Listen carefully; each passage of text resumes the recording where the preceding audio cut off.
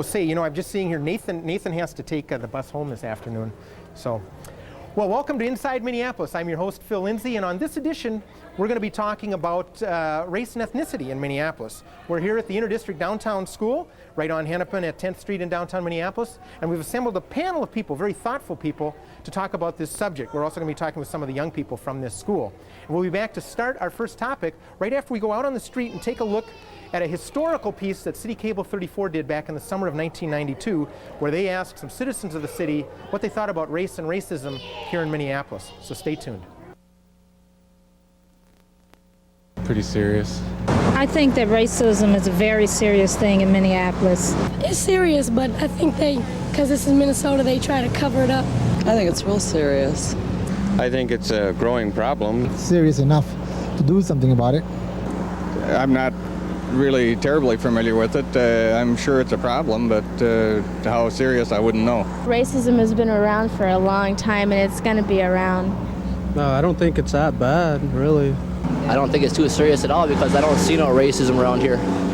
I think racism has really been running rampant in Minneapolis for many years, and I think it still is very, very much alive. You never really know it's here until you get in a situation, but it is here though, strong here too. So many people are so negative about themselves, and then that reflects on what they feel about different races and things like that. Misunderstandings and stereotypes. Some blacks use discrimination as a tool. Ignorance. Lack of education. I think that a lot of it has to do with poverty. Unemployment, ignorant people. Instead of seeing what we have in common, people see only the differences, and they're afraid of the differences and stay absolutely clear of those differences. Stereotypes. Separation. Some people it's fear, some people it's change.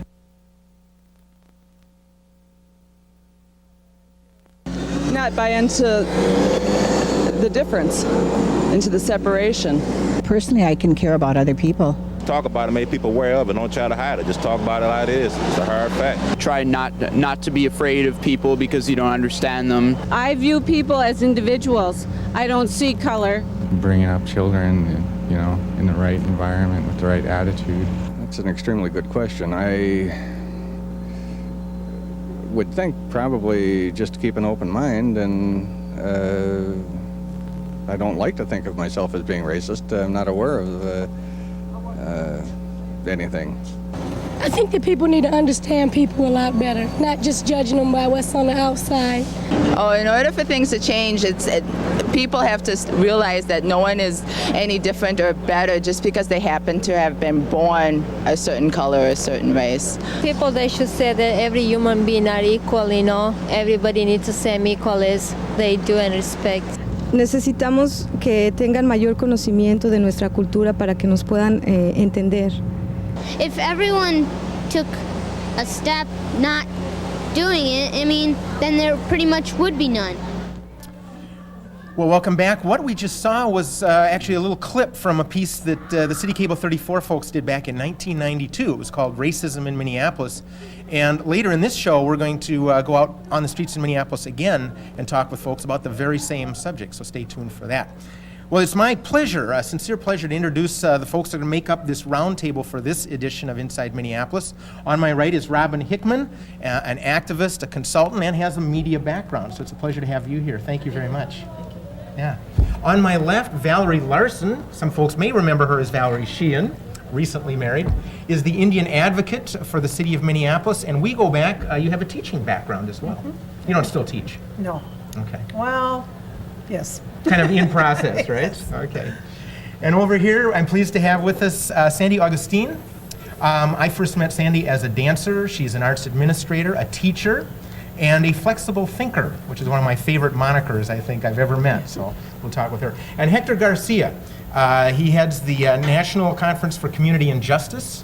He has a publishing background, he's a businessman in the Twin Cities, and in some ways it was a conversation, Hector, that you put together through the NCCJ that brought a number of people together, including Robin, which is where I first met Robin, around the topic of race and ethnicity.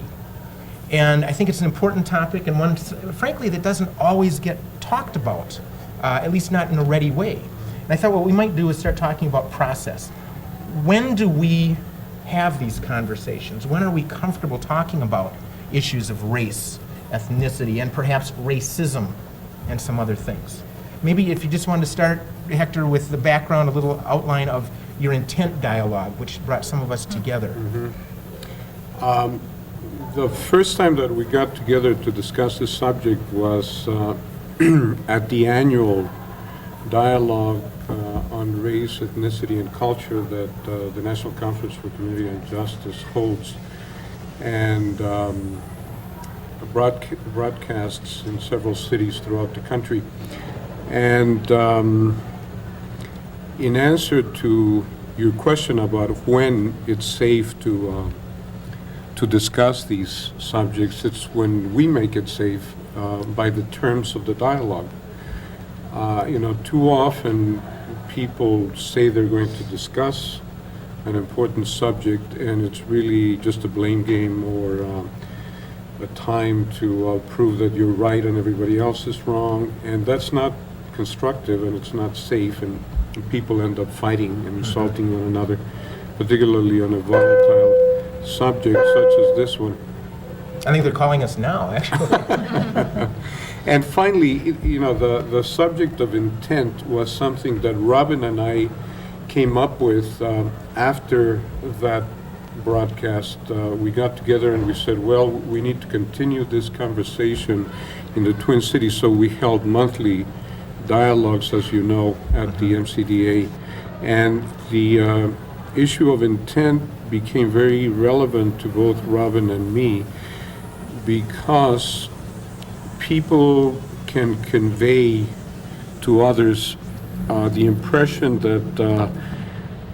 that they're really trying to address this issue seriously and do something constructive about it, but the intent might not be there, and oftentimes it is not. So we were trying to go deeper into this issue of race and ethnicity because it's a superficial perception to begin with. The only way to address it is by going into it in depth. It's unfortunate, too, when you talk about when we discuss it, it's always around tense moments, crisis. And for those of us who have to encounter the joys and pains of so-called diversity, which I know we'll talk about later, it's a 24/7 situation. And when I'm reminded of the quote that year that we began kind of the dialogues, I was kind of reading something and came across a quote by Thurgood Marshall that said, what is the quality of your intent? And I agree with Hector that the quality intent is not always there. It's often fueled by ill intent when we have these dialogues. Also, while I was at Twin Cities Public Television, headed up an initiative which try to motivate people to talk about race issues and issues of diversity and make that more of a kind of a common practice as we confront some of these issues. And our local group, it was a national initiative, but our local group and kind of called our group Facing the Truth, our initiative Facing the Truth in Minnesota. And one of our little taglines was, the truth hurts, but it will set us free. And that we have to, in engaging in these dialogues, have conversations that are safe, but understand they cannot be comfortable. We can't tolerate comfort zone at this point, because I'm certainly not waddling in anything comfortable as I encounter, unfortunately, some of these issues around race and racism. Mm-hmm. Well, and there are times when it's uncomfortable. You mentioned sometimes at crisis. We need to talk about things because it's right there. Somebody's been hurt. There's a situation, sometimes an economic situation. How can we best come together and talk about things like that? Valerie, I don't know all the specific issues you deal with, but I am familiar with your office, and it seems to me often you're helping to put out fires. There's real pain involved. How does the city of Minneapolis come together around some of those issues? Well, it's interesting that you mentioned fires, because one of the things that I do, of course, is deal with American Indians in the fire department who must, in fact, show a membership card to some reservation to prove their ethnicity. And I find that to be a very, it causes a lot of discomfort because most people would prefer, I think, to be promoted not on the basis of their race, but on the basis of their ability. So if you want to be a good fire captain, you want to be a good fire captain, and then you are also American Indian. Not, well, I'm going to be promoted as a fire captain because I'm American Indian. Yeah. And so there's a court order in the city of Minneapolis that's a long-standing old federal court order that says that we must have all people who say that they are American Indian document their ethnicity by either their grandparents or parents' enrollment or their own enrollment. And to me, that is one of the issues that I see as being superficial. It's you know, and I don't see it happening to other people. I mean, I think, you know, perhaps the superficiality of it is that we you know, as American Indians, we have to be card carrying in order to prove who we are. And to me, that doesn't seem like a very good way of dealing with our ethnicity. It reminds me of some research we were doing before we put this show together as in terms of census counts and who could vote here in Minnesota early on. And I know that people of mixed heritage or Indian people could come down and vote if they were wearing pants. That was one way it was considered. Okay, well, you've now mainstreamed yourself. So very interesting. And I remember you, Sandy, actually just outside where we are here, about a block or so down in front of a theater, there was a big production coming into town. And most people were pretty excited about it. It was a big Broadway production. It was Miss Saigon. But other folks said, well, wait a minute, there's some issues here. So the arts themselves, which often are in a leadership role talking about issues, sometimes are sort of the object of some discussions. Have you encountered that in other places as well? I think so. I would have to say that because I'm in the arts, I believe firmly that the arts are a tool to create the change and create the dialogue around which we come to some better understanding about each other. Because as Robin said, we're too quick to come around some heated issue or find necessity in that to communicate. You look at the Oklahoma situation. The bombing. The bombing. Yeah. You know, we talk about school violence, and then people will talk. But, you know, art, I think, is a great tool to be a precursor to volatile situations. But I also think that people that need to have the conversation, that are outside of the choir, are not going to come to the table because they think they need to know about these things. I think they're going to come because they feel like they have something in common with whatever the event is that's happening. So again, that's where the arts are oftentimes an event to come around and create dialogue. And maybe kind of a safer place that unrelated folks can come to and then start talking about some issues that otherwise they might, you know, if they're just sort of slammed into the conversation, confronted with it. Right. I know many artists that work in communities, dancers, choreographers in particular. Actually, there are a lot of theater people as well, who have gone out to communities and interviewed people of various backgrounds and from different communities, which is one of the buzzwords that we'll talk about later. And by seeing their own faces side by side of an unfamiliar face, but within the same context, I think it's a bridge that's already been built, and you create dialogue around those events. Great. Well, as Sandy just indicated, we're going to have another part of this conversation in just a moment. We're going to talk about code words, maybe at least a few of them. But first, let's hear from our host here at the Interdistrict Downtown School, Dr. Barbara Shin. I'm Barbara Shin, the Director Principal for the Interdistrict Downtown School, a West Metro Education Program school. And we are a composition of families and students and staff who have come together in a voluntary desegregation situation to build a very strong educational program K through 12. This year we have students kindergarten through 9th grade. Each year we'll be adding a grade, so next year we will have kindergarten through 10th. Our whole purpose is for high academic achievement. It is also to enhance and build positive relationships encompassing all the diversity we represent here, both urban, suburban students of various ethnic, cultural backgrounds, men and women, different points of view on life, Okay? And one of the things the students that you'll notice their names in the credits have said they wanted me to emphasize was the relationships that we're building and how great it feels to be a part of that. And I talked to the students just following their filming of this project, and they said, underline that we're trying to become and exemplify a family here. Well, thanks, Barbara. It's a pleasure to be here. This is a wonderful facility, and I'm excited for the citizens of Minneapolis, as well as the students that get to study here. And I also want to give a thanks to Lisa Volkman. She's one of our assistant producers, who month in and month out arranges wonderful spaces for us to be in. So many thanks to her. Well, as we took a break, and we knew we were going to start talking about our next topic, which is code words. And I have to admit, and just be blunt, I often think that code words are a way to stop conversation. And especially when it's an important conversation, I tend to resist that. So I thought, with the help of my colleagues here, we'd talk a little bit about, no way can we cover many of them, but maybe a couple of code words. And just as we were coming back, Hector mentioned, let's just start out with the very term race. As a superficial, was that the phrase? Yes, it's superficial in many ways. You know, one, race is about physical appearance, you know, and people make a judgment on another individual based on the dead skin that we have on the surface of our bodies.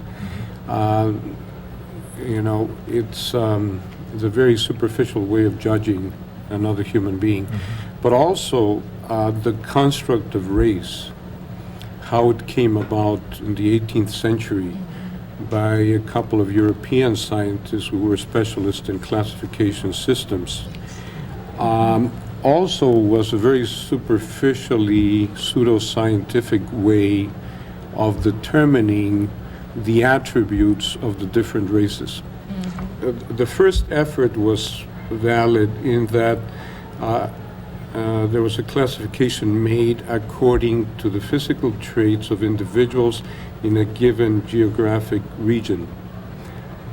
So far, so good. But then came another European scientist soon afterwards and said, well, this race has these attributes. And obviously, true to human nature, he assigned the best attributes to his own race. Funny and how the that worst works, ones to everybody else. And ever since then, we've been dealing with a false concept. And you know, the more we talk about it and the more we use it without being aware of its origins, the more it misleads us, because it's invalid to begin with. Good point. Good point. I know the very term culture. Sometimes I work in the arts. I know Sandy does. We're all familiar with the arts. People have sometimes said, "Oh, you're a cultural worker," and they tend to think, "Oh, when you say culture, do you mean a person's background, the culture they come from?" So that's another thing that happens here. Now, how about in your office? Do you deal with this as a code, whether it's in legal ways or political ways? Definitely, and I think I would even take that a step further in talking about race, as that, you know, for American Indians, again, when the federal government decided that we had to have blood quantum levels in order to be considered American Indian, that brings in a whole nother, it was really an attempt by the federal government to commit cultural genocide, because the more times you enter into these divisions of race, I mean, like, what does being 32/87ths mean? You know, I'm not sure how you get to be fractionated of a person. I've never understood for sure what 3/8 American Indian is. Yeah. You know, and I think, and by taking away, you know, some right now in the city of Minneapolis, or in the Indian community, our community, we have people who are really full blood, but only one of their ethnicities counts, because they may be Lakota and Anishinaabe. Yeah. And only one side counts, but yet they have more blood quantum than a person who's half.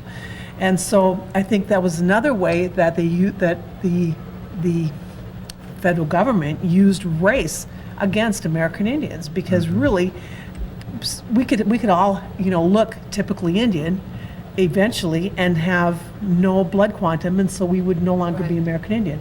So I see that's the way that race has really affected us in our community. Interesting.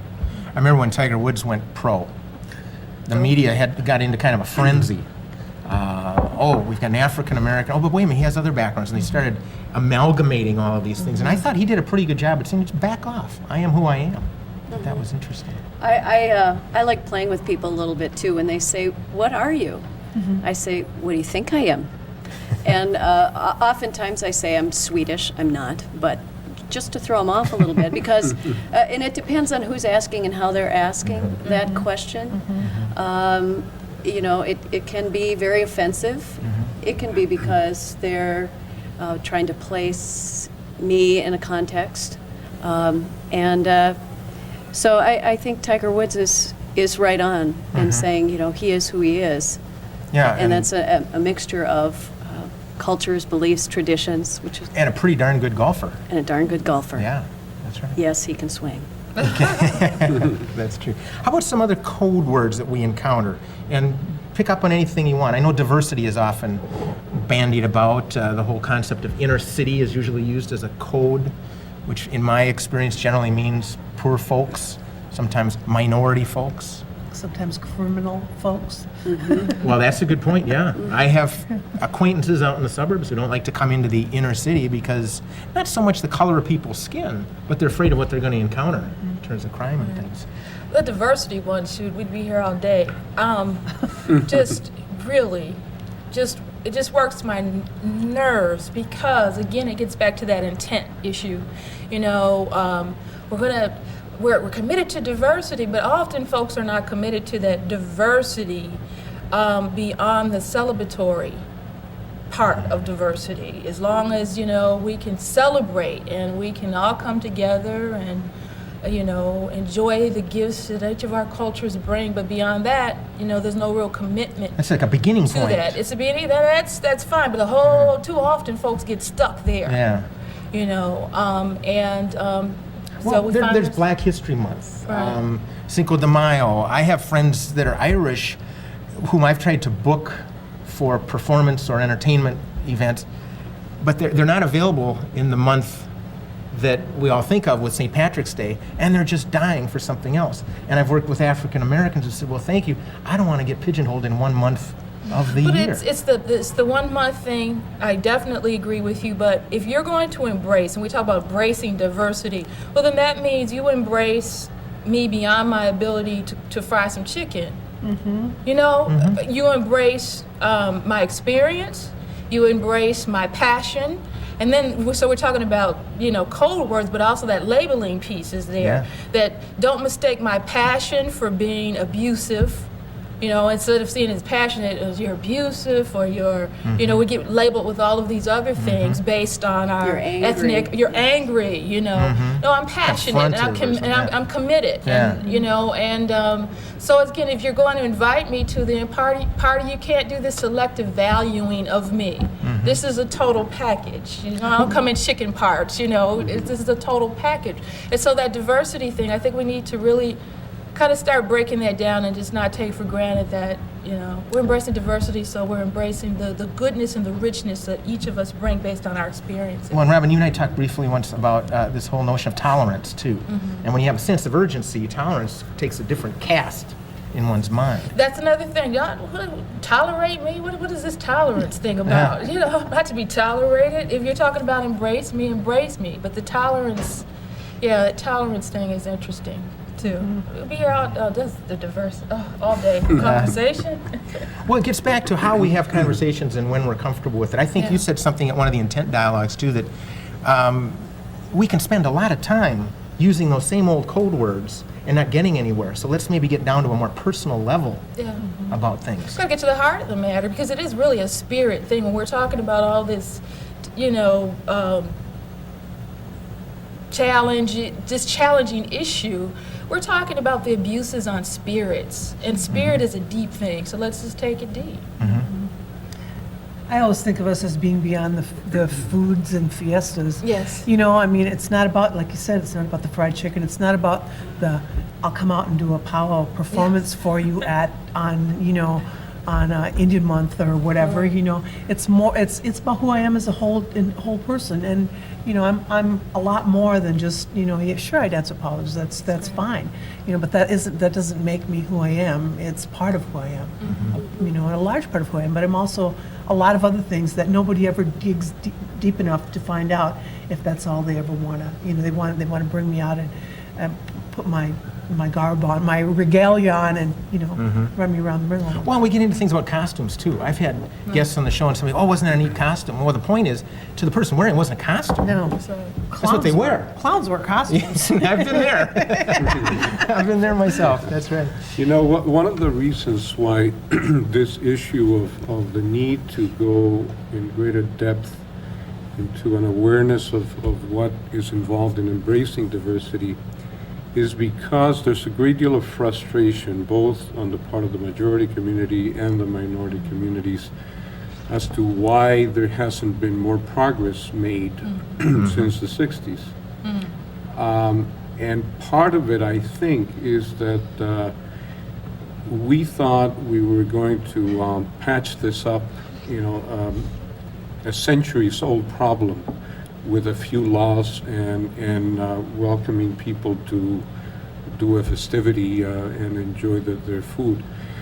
Well, you can't do that. You know, if you're truly trying to resolve a problem that has lasted for centuries, you have to go into it in depth. And in an ongoing way. Right, and you have to deal with individuals as human beings, not as objects, not as people that are quantified by the content of their And you can't their negate blood your or- realities. You know, I can't negate your reality is your reality. Right. Well, tell you what, speaking of reality, let's take a quick break right here. We'll come back and let's talk about the reality today here in Minneapolis and the Twin Cities. Get some subjective opinions anyhow. Truth in Minnesota. Maybe a little bit anyhow. But first, let's go back out in the streets of Minneapolis and hear from some citizens about what they think we're facing right here and now. Stay tuned.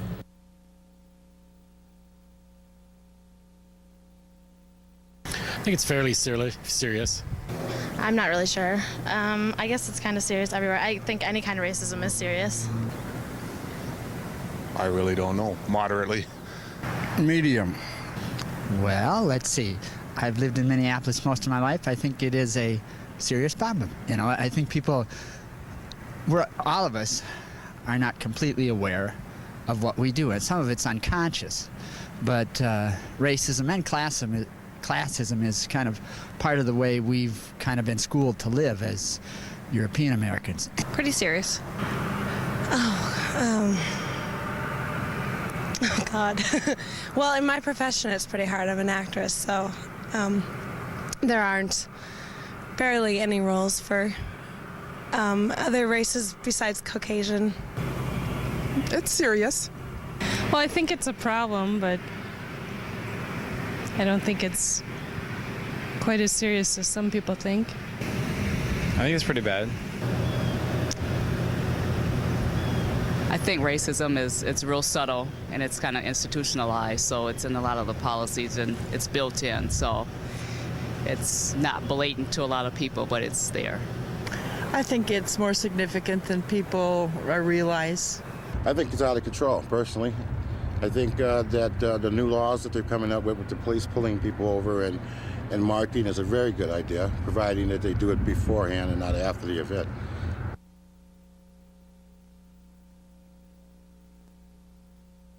I think just really lack of integration of people. You know, people are more separated now than they seem to have been in the past. The race is not understanding one another is one of the things. Distancing. You know, the farther we are from one another, the less we are connected to one another. Closed minds. The masses, I think, who's in power, you know, the dominating race suppresses the other, obviously. I don't know, there's just a lot of white people in Minnesota. I think that people are used to their culture being conditioned to being treated a certain way, and they're used to it, and sometimes it's biased when they do, unbiased or unconscious is what I'm trying to say. They're just used to it generation after generation, and that's what they're taught. Lack of understanding and seeing people as individuals. not understanding differences. Misunderstandings, lack of communications.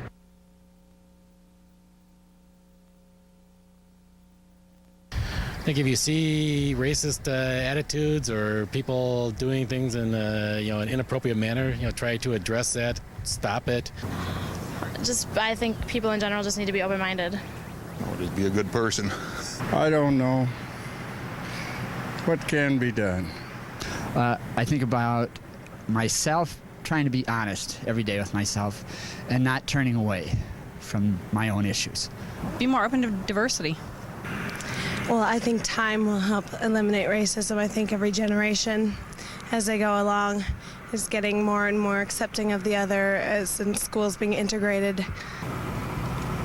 You're supposed to be a little more outgoing about it. Try to be more open. Awareness of others' culture, awareness of others' values. I know I got my problem with it too. Understanding, I guess, trying to be a little bit more understanding and a little bit more compassionate.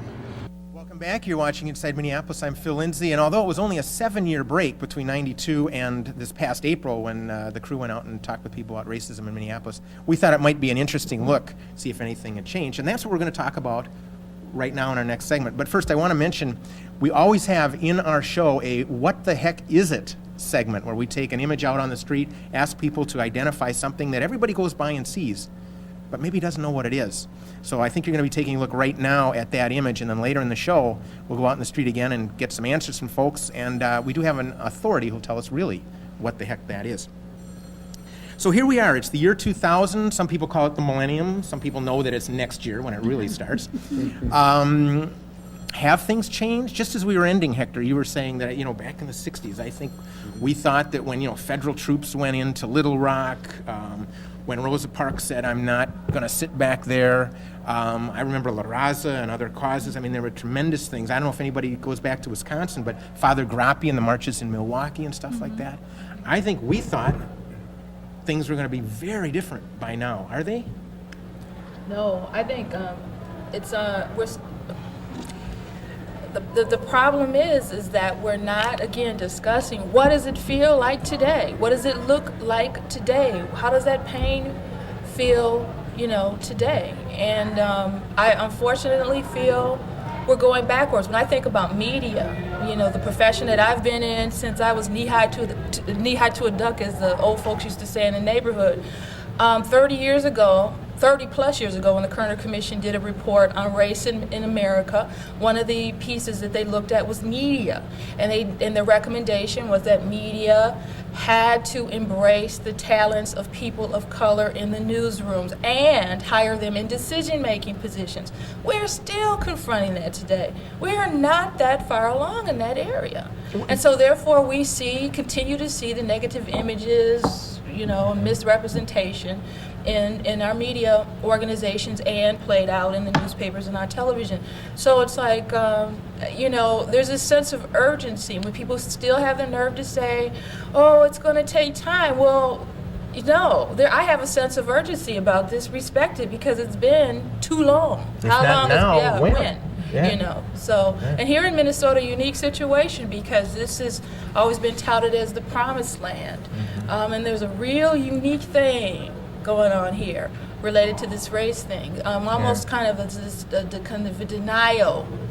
Isn't that Minnesota nice thing where we Minnesota don't wanna... nice, Minnesota denial kind of thing. We've been there, we've done it. Come on, you guys, get past it. Well, please, again, as I said, don't negate my realities. Because we think of ourselves as a liberal state, right. But that doesn't prove anything. This is true. Yeah.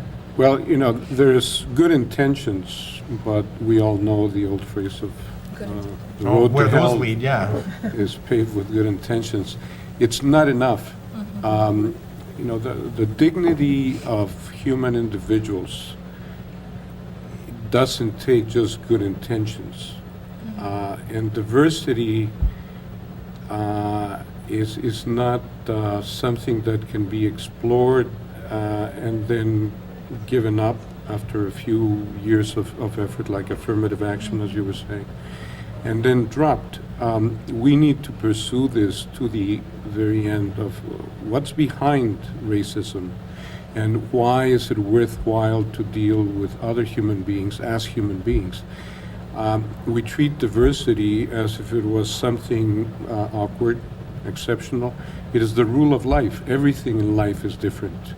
There's nothing in life It's what makes an ecology healthy. that's homogeneous as we try to make it. We can do that with objects, but we cannot do it with human beings. And so when Robin says, are we embracing the talents and the richness of the minority members, then we really have to do it. We have to accept that that richness will create change in society. That society is not going to stay the same, that it's not going to look as tidy, because human beings are not tidy. You know, we create confusion in creating new things. So we have to be ready for that type of controversy without attacking each other violently, but with intensity. And that sense of urgency. Yeah. Other impressions of how we're doing here, and I'm not talking nationally, but Minneapolis and the Twin Cities these days? Well, I tend to think that and feel that the conversation has gotten really watered down over the last few years, and that it needs to be brought up again and constantly, because if I think about it, diversity is a given. It's not something, we're diverse, we are diverse. But how we come together to understand each other in order to cooperatively live and continue to grow, that's another thing. Minnesota and the Twin Cities is a rapidly growing population of a mixture of people. And if we don't continue the dialogue, if we don't resurrect the dialogue, these kind of dialogues with all people, I think we're going to find ourselves again in situations where we're reacting to volatile situations that have become part of our neighborhoods. And so I think that we have a long way to go. I would have thought that we would have been further in this conversation. And I can get tired of constantly, talking about this issue, but it's obvious that when we talk about something even as mundane these days, I don't know where this conversation is, about affirmative action. It was about doing something. It was about acting on something. And I agree, we need to act on this. We can't just sit with our diversity and assume that we're building any understanding and bridges to each other. So I think we need to bring it up again. And I'm really grateful that we're in a school, in an inner city, interdistrict school as such, where they say that they celebrate the diversity that's here and unity. So there's some interesting posters along the windows as I walked in here on these very topics that we're talking about. Valerie, thoughts? One of the things I think about when I think about Minneapolis today is I take a look around and I see, even though we have a booming economy and unemployment is supposed to be at an all-time low, we still have very, very many people that are not working or are working at lower level jobs, $7, $8 an hour, which really doesn't support a family. And if you look and see who those people are, they're predominantly people of color. People, American Indian people, African American people, Asian people who sometimes have to work 3 or 4 jobs to support their families because one job isn't getting it. So to me, it seems that we're still at the very bottom, in the year 2000. Even though there's jobs, we're still at the very bottom of the heap. I mean, we're having to fill those jobs, those service jobs, those jobs that are not going to give a supporting family wage. I think the other thing I think that is so interesting is that I was a part of the City of Minneapolis Complete Count Committee this year, and the brochures for the census were translated. They were in English, they were in Spanish, they were in Hmong, and they were in Somali.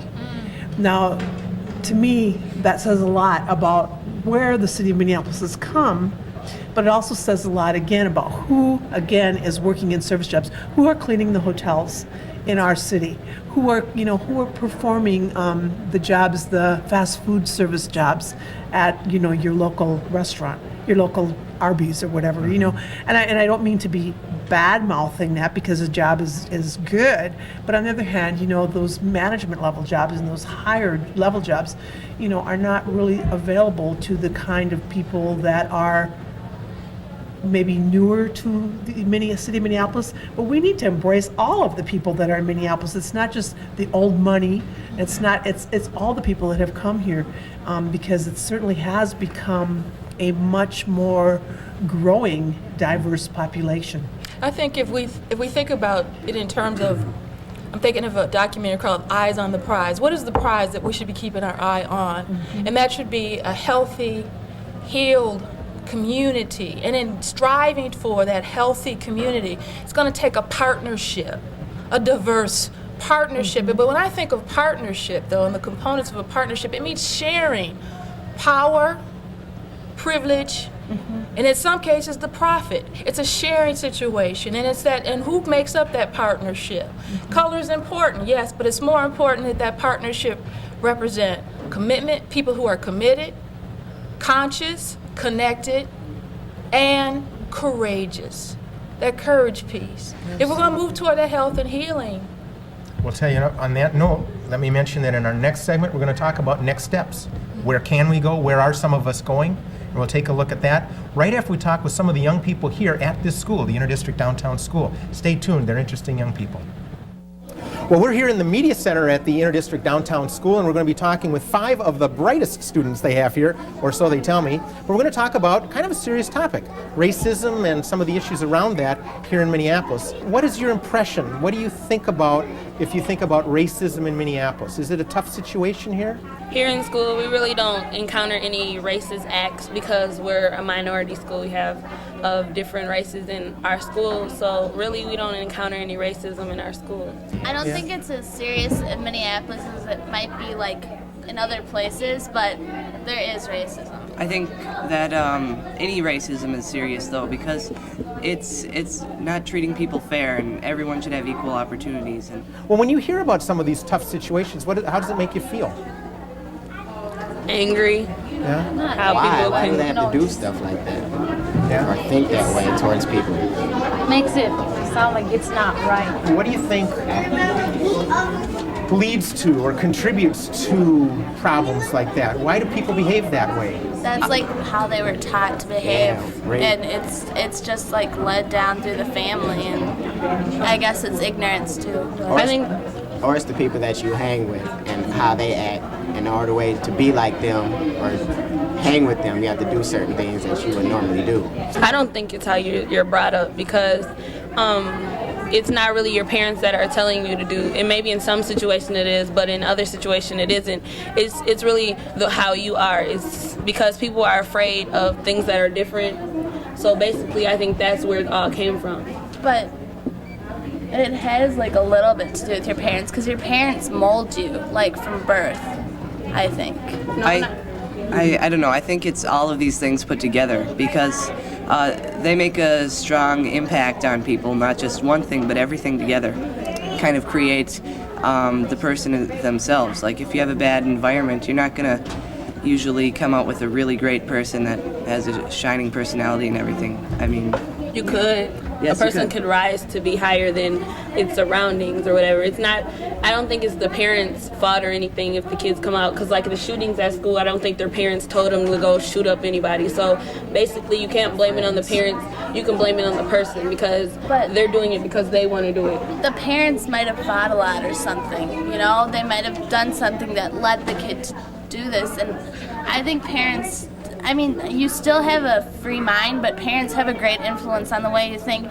And if you look at like families like in the KKK or something, and if you watch things like that, their parents were in it, and then their kids grow up to be in it, and they have their kids in like these little costumes from birth, and their kids grow up to be like that. But a lot of people, some people can escape like what their parents have taught them, but a lot of people just follow that. What can we do to end racism and this kind of behavior? What needs to be done? People should talk more, like communicate with each other, not like with their same race, but like with other people, not as their race, like minorities and stuff, you know. It's like they don't know that's why it exists. I think I don't think you can end it, because there's always, no matter how hard you try, there's always going to be someone who doesn't want to end it. There's always going to be someone who still believes in racism. So there's no way you can really get rid of racism. Is there a way maybe to deal with it, though, if you can't end it? I mean, we're dealing with it now, really. If you think about it, we're dealing with the best way we can deal with it. I think just teach people about the different cultures and different races, and that could because a big problem, what causes a lot of racism is ignorance, and if you educate people, maybe they won't be so fearful of the other race or other culture, and they'll have less hate towards them or less anger. But what if they don't want to be educated? I think that that people should not be afraid to step forward and say, this is a wrong thing to be doing to someone. You should really know them instead of what they look like or what color their skin is. You should take time to get to know them before you can judge them and say things like that. So if you're going to want to try to deal with it, you should step forward and say, this is wrong. You shouldn't do that. I think the past has been like our progress so far has been promising with race issues, and we've done a lot of really good things to try to stop a lot of the racism, and I think a lot of it will continue, and the future is promising. Well, I thought it was very nice to have the chance to talk with some of the young people from the school here, and our thanks to Tim Hoffman, who pulled them together and did a little work in advance with them, so thank you, Tim. You are watching Inside Minneapolis. I'm Phil Lindsay, and I'm here with an energetic panel of people who aren't too shy about their opinions. I thought maybe once again I'd just give you a quick round of introductions. Robin Hickman over here. We've got Valerie Larson, Sandy Agustin, and Hector Garcia. And thank you all for being here. It's been a good conversation, and I only apologize that it's been too short. Oh. But I think it was something you were just saying before the break, Robin, led me to think, where do we go from here? Now, I think actually a couple of you were pointing out, where we go from here is really to continue something that has to keep going. We're not going to reach an end point. But where do we go from here, whether it's topically or in terms of projects and programs? I know that the National Conference for Community and Justice has a number of things going on. Actually, I started to list them, and you're involved in a lot of things with youth, with the intent dialogues. Maybe we'll just start with you, Hector. What else is going on programmatically, but where else in a general way should we be going? Well, one of the things that we've been working on, and Robin has been a vital element in that project, is trying to initiate a long-term, very serious, committed dialogue on race throughout the Twin Cities, and to hold a walk through history, to visit sites with people of different religions and races and nationalities, sites in the Twin Cities which are reminiscent of something historical relevant to the Native Americans, to the African Americans, to the Hispanics, to the Asians, whatever, and get people in the mood to discuss these issues without fear. It takes courage, like Robin was saying, to really accept the differences in other people as a potential contribution, not as something to tolerate, but as something that is going to have an impact in the way we live in society, and that is going to change the way we've been doing things, and we feel comfortable with that. That, I think, is the big challenge, for people to be willing to be uncomfortable with change, because change also, like difference, is a part of life. We can't avoid it, so it's an illusory effort to avoid differences and to avoid change. And we will bring change, but it'll be positive change if we cease fighting with each other. About a year and a half ago, maybe longer, Hungry Mind Review had a series of presentations that they called Seeing Whiteness. And it dealt with that whole issue of kind of white privilege and white folks as peace in this. I'd love to see a Seeing Whiteness too. I can't say I'm involved in anything myself right now. I'd like to see a support, the Hungry Mind Review, doing that again, another series of those, because I get tired of being on panels talking about this, because I can't take I need the folks to have to to step up and take some ownership. And I enjoyed being able to sit back and just hear folks of a lighter hue talk about this issue and not expecting me to come in and contribute something to the dialogue. I think that has to take place. We have to support those types of efforts that get folks involved in a conversation where they can understand the role that they've played and play. You know, in this. I completely agree. I think if white people started resolving some of their own issues, guilt being one of them, it might make things a little bit easier to open up some things for other people. So I'm with you on that. As I recall, they published some things and then they had some dialogues. They had some dialogues and films that looked at this whole. So there's a call out there in television land. Maybe somebody could come up with.